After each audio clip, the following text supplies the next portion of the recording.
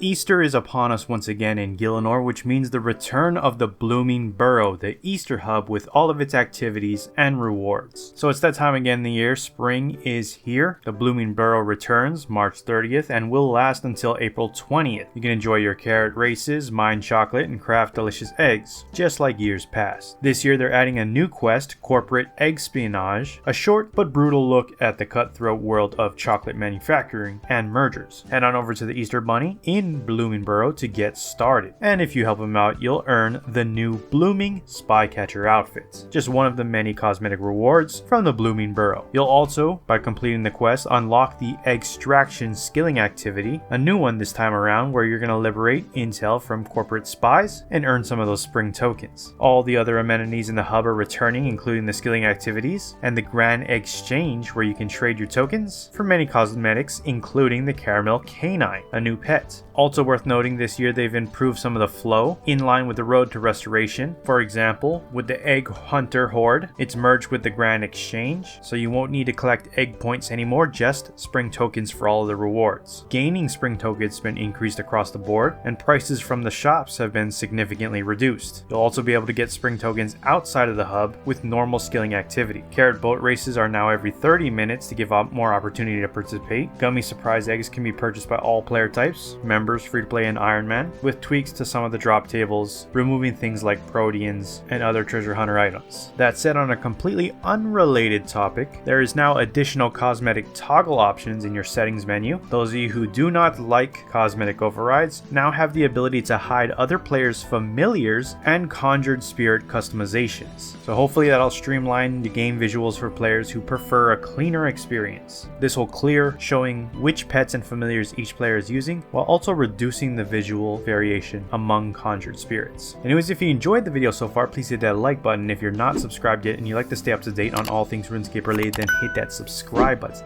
Thank you.